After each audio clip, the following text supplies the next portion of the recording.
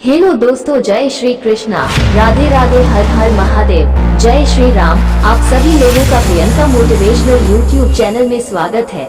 हम आपको एक ऐसी कहानी सुनाने जा रही हूँ। आप इस कहानी को सुनकर बहुत ही प्रसन्न होंगे। कहा जाता है कि इस संसार में दो प्रकार के लोग होते हैं, कोई भगवान को मानता है तो कोई भगवान को नहीं मानता है। तो आप जुड़े रहिए इस प्रियंका मोटिवेशनल यूट्यूब चैनल से। तो कहानी शुरू करती हूँ दोस्तों। भगवान पर विश्वास की सत्य कहानी पढ़ना जरूरी है, क्योंकि ईश्वर पर विश्वास करने वाला हमेशा खुश रहता है। ये भगवान पर विश्वास कहानी सुनेंगे तो हमारा ईश्वर पर विश्वास बढ़ जाएगा। जो भगवान का भक्त होता है और भगवान के प्रति अटूट विश्वास होता है, भगवान उसकी सभी समस्याओं का समाधान करते हैं। हम भगवान पर विश्वास कहानी शुरू करते हैं। भगवान पर विश्वास की सत्य कहानी। एक बहुत ही कंजूस सेठ एक दिन अपने दुकान पर बेटे को बैठा दिया और उससे कहा कि बिना किसी को पैसे देने के किसी को भी कुछ नहीं देना, जब तक मैं वापस नहीं आता। अचानक एक संत आ गए, जो अलग अलग स्थानों से भोजन सामग्री इकट्ठा करते थे। संत ने सेठ के बेटे से अनुरोध किया कि वह उन्हें थोड़ा नमक दे दे। बेटे ने संत के लिए डिब्बा खोलकर 1 चम्मच नमक दिया। भगवान पर विश्वास की सत्य कहानी। जब सेठ वापस आए तो उन्होंने देखा कि डिब्बा खुला हुआ था। सेठ ने पूछा कि उन्होंने क्या बेचा, तो बेटा ने बताया कि एक संत जिनका आवास तालाब के पास है, ने उन्हें 1 चम्मच नमक दिया था। इसके बाद सेठ ने संत की ओर बढ़ते हुए कहा, तब तक संत भगवान के भोग को तैयार करके खाने के लिए तैयार बैठ चुके थे। सेठ ने दूर से ही बोला कि महाराज, आपके लाए गए नमक में जहरीला पदार्थ है, कृपया इसे न खाएं। संत जी ने कहा, सेठ जी, मैंने नमक को भोजन में मिला दिया है और प्रभु को भोग लगा दिया है, इसलिए अब मुझे भी खाना अनिवार्य है। क्योंकि इस तरह संत ने भोजन को प्रसाद मानकर खाना शुरू कर दिया। भगवान पर पूरा विश्वास था। परमात्मा पर विश्वास। सेठ जी के होश उड़ गए और वे रात भर वहीं बैठे रहे। सेठ के मन में उस समय ये ख्याल था कि अगर संत को कुछ हो गया तो उसकी बड़ी बदनामी हो सकती है। वे सोचते रहे कि अगर संत की तबीयत खराब हो गई तो कम से कम एक वैद्य की सलाह तो जरूर लेंगे। सोचते सोचते उन्हें नींद आ गई। सुबह की तरह संत जल्दी उठे और नदी में स्नान करने लगे। सेठ जी ने पूछा, महाराज, तबीयत ठीक है ना? संत ने मुस्कुराते हुए कहा, भगवान की कृपा है। भगवान के चमत्कार की कहानी।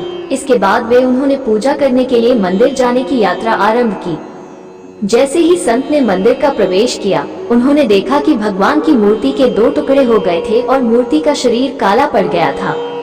इस दृश्य को देखकर सेठ को सब समझ में आ गया कि भक्त के अटल विश्वास के कारण भगवान ने भोजन के रूप में जहर को स्वयं अपने अवतार में ग्रहण कर लिया और उसे भक्त के रूप में प्रसाद के रूप में स्वीकार किया। इस घटना के बाद सेठ ने तुरंत अपने बेटे को दुकान की जिम्मेदारी सौंप दी और स्वयं संत की शरण में आकर भगवान की भक्ति करना शुरू किया। इस चमत्कार के कारण ये कहानी भगवान की चमत्कार की कहानी के नाम से प्रचलित हुई। भगवान पर विश्वास की सत्य कहानी से सीख। भगवान पर विश्वास की सत्य कहानी से सीख मिलती है कि भगवान पर अटूट विश्वास होना चाहिए। भगवान पर विश्वास की सत्य कहानी से शिक्षा मिलती है कि भगवान का जो सच्चा भक्त होता है उसके सर पर भगवान का हमेशा हाथ होता है। भक्त और भगवान की सच्ची घटना का अनुभव एक सच्चे भक्त को ही हो सकता है।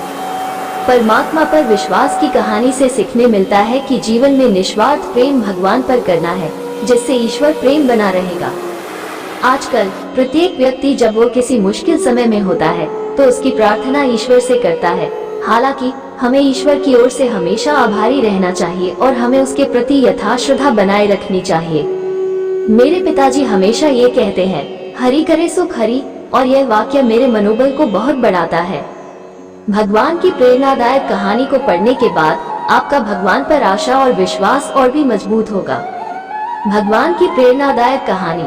आप पर ईश्वर में विश्वास रखें। ये कहानी एक लड़के की है जिसने एक बड़े व्यक्ति बनने का सपना देखा था। वो लड़का बेहद मेहनती था और उसका बिना संकोच ईश्वर में विश्वास था। उसका मानना था कि उसके साथ ईश्वर की सहायता है। जब भी वो समुद्र के किनारे जाता तो वो 2 पैरों के निशान देखता। एक पैर उसका और दूसरा पैर भगवान का होता था। उसे लगता था कि वो भगवान से बात करता है। धीरे धीरे उस लड़के ने मेहनत की और सफलता पाई। अपनी मेहनत और परिश्रम से वो उस क्षेत्र के सबसे अमीर व्यक्ति बन गया। लेकिन एक बात हमेशा याद रखने वाली है, जब घड़ी में रात के 12 बजे बजते हैं तो दोपहर के 12 बजे भी बजते हैं। इसका मतलब है कि जब जीवन में अच्छे समय का सामयिक होता है तो कठिनाइयाँ भी आती हैं, और जब कठिन समय आता है तो अच्छा समय भी आता है। फिर आया उसका कठिन समय। एक बार ऐसा हुआ कि उसके जीवन में बहुत सारी मुश्किलें आ गई और वो जितना अमीर था वो उतना ही गरीब हो गया। उसकी कंपनी चरम पर्याय पर पहुंच गई और बंद होने का संकेत दिखाई देने लगा। एक दिन सुबह जब वो समुद्र किनारे था तब उसे दूसरे पैर के निशान नहीं दिखाई दिए। उसको घबराहट हुई और उसने गुस्से से कहा कि जब मेरा समय अच्छा था तो तुम मेरे साथ थे, लेकिन अब जब मेरे साथ बुरा समय आया है तो तुमने मेरा साथ क्यों छोड़ दिया। भगवान पर विश्वास की सत्य कहानी। उसके बाद भगवान आए और पूछे, तुम्हें कैसे पता कि तुम्हारे साथ ही नहीं था। तब वो लड़का बताता है कि जब उसका अच्छा समय था तो उसे 2 पैरों के निशान दिखते थे, एक उसका और एक भगवान का। लेकिन अब जब उसका बुरा समय आया तो सिर्फ उसके ही पैरों के निशान दिखते हैं, और उसने गुस्से से पूछा कि ऐसा क्यों। तब भगवान ने कहा, नहीं, जब तुम्हारा समय अच्छा था मैं तुम्हारे साथ था, जब कठिन समय थे उस समय जो कदमों के निशान थे वो मेरे थे। आध्यात्मिक प्रेरणादायक कहानी से सीख मिलती है कि भगवान हमारे लिए नहीं बल्कि हमारे साथ साथ काम करते हैं। जो व्यक्ति मेहनत और निष्ठा से काम करता है उसके साथ भगवान हमेशा रहते हैं, इसलिए कर्म को महत्वपूर्ण माना जाता है। आशा करता हूँ Priyanka motivational stories YouTube channel में हमें जीवन में ईश्वर के प्रति विश्वास बनाने में प्रेरणा देगी। ध्रुव की जीवनी भारतीय संस्कृति की गदगाथा है। उनकी तपस्या ने उन्हें ईश्वर की प्राप्ति में सफल बनाया। हम अपने बचपन में ध्रुव को टीवी पर देखकर उनके साथ जुड़ते थे और हम भी ओम नमः भगवते वासुदेवाय उच्चारण करते थे। मुझे यह अभी भी याद है कि यह मंत्र मुझ पर गहरा प्रभाव डालता था, और आज मुझे गर्व है कि मैं आपके ब्लॉग के माध्यम से ध्रुव तारा स्टोरी आपके साथ साझा कर रहा हूँ। विष्णु पुराण ये कथा अत्यंत रोचक है।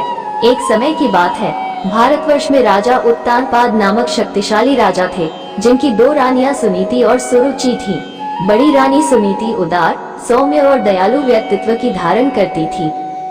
सुनीति के एक पुत्र का नाम ध्रुव था, जिसका मुख पर अद्वितीय तेज था। छोटी रानी सुरुचि भी अत्यंत सुंदर थी, लेकिन उसमें अहंकार था। सुरुचि के एक पुत्र का नाम उत्तम था। उत्तानपाद राजा सुरुचि की सुंदरता में मोहित थे, इसलिए वो बड़ा ही अधिक समय सुरुचि के महल में ही व्यतीत करते थे। सुरुचि ने राजा को पत्नी के रूप में अपनाया। एक दिन ध्रुव अपने पिता की गोद में खेल रहे थे, जिसे देखकर सुरुचि का क्रोध उद्धत हो गया। उन्होंने ध्रुव के हाथ को खींचकर उसे गोद से उतार दिया और अपने पुत्र उत्तम को उसकी गोद में बिठा दिया। सुरुचि ने ध्रुव का अपमान करते हुए उसकी मां सुनीति को भिखारी बताया और ध्रुव से भगवान विष्णु की पूजा करके उसके अगले जन्म में राजा की गोद में जन्म लेने की सलाह दी। यह वचन ध्रुव के मन में समा गया। उसने विष्णु भगवान की खोज के लिए राजमहल को त्याग कर जंगल में चला गया। वो भगवान विष्णु की ध्यान में मग्न होते हुए उत्तरी आकाश में पहुंच गया, लेकिन पानी की कमी के कारण वो शीघ्र ही थकने लगा। उस समय महर्षि नारद उसके पास आए और उसे पानी पिलाया। फिर उससे उसकी यात्रा का कारण पूछा। ध्रुव ने कहा, मैं भगवान विष्णु की खोज में निकला हूँ। नारद मुनि ने उसे संबोधित करके कहा, तुम विष्णु की ध्यान में लगो, धैर्य रखो, तुम्हें वह अवश्य मिलेंगे। नारद जी के शब्दों से प्रेरित होकर ध्रुव ने भगवान विष्णु की तपस्या आरंभ की। उसकी तपस्या इतनी कठोर थी कि उसे माँ लक्ष्मी और माता पार्वती खुद आकर दर्शन देने आई। ध्रुव की तपस्या ने इस कदर की ऊर्जा को जागृत किया कि 7 ऋषियां भी हिल पड़ी और उसके साथ में ओम नमो भगवते वासुदेवाय मंत्र का जाप करने लगी। देवराज इंद्र को ध्रुव की तपस्या से चिंता होने लगी, क्योंकि वो भगवान विष्णु की प्राप्ति से वंचित होने का भय कर रहे थे। इंद्र ने तरह तरह के उपायों से ध्रुव को विचलित करने की कोशिश की, लेकिन ध्रुव अपनी तपस्या में प्रतिष्ठित रहा। तब इंद्र ने उसे हिंसक प्राणियों के रूप में विचलित करने का प्रयास किया, फिर भी ध्रुव अखंड ध्यान में थे।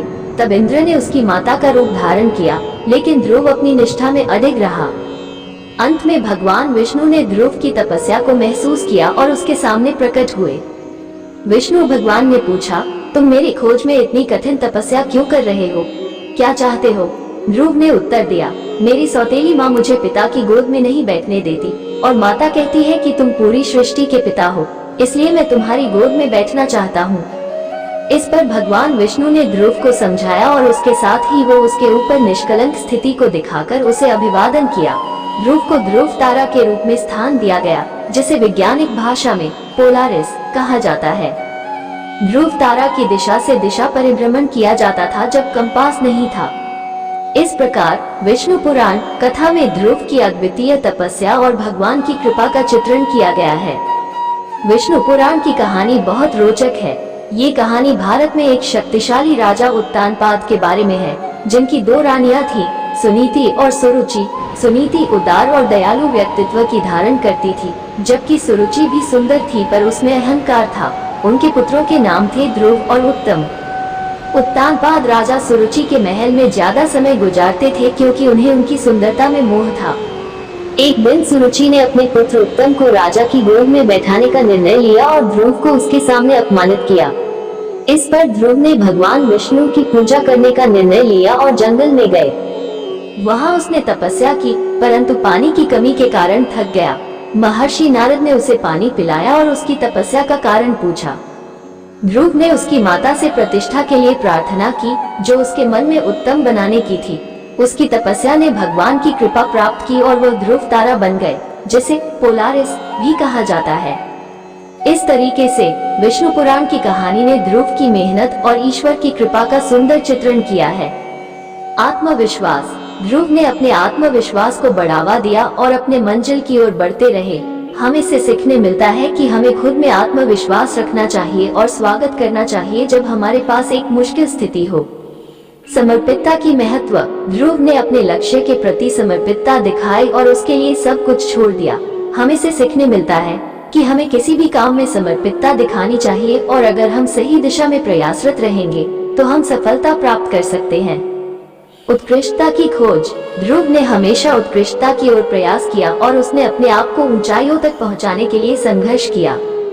ध्रुव तारा की कथा से हमें ये सीखने मिलता है कि हमें हमेशा उत्कृष्टता की ओर प्रयत्नशील रहना चाहिए, चाहे राह में मुश्किलें आएं। ईश्वर का आशीर्वाद। ध्रुव की तपस्या ने उसे भगवान के आशीर्वाद से नहीं लबाया, बल्कि उसने खुद की मेहनत और समर्पण से उसे प्राप्त किया।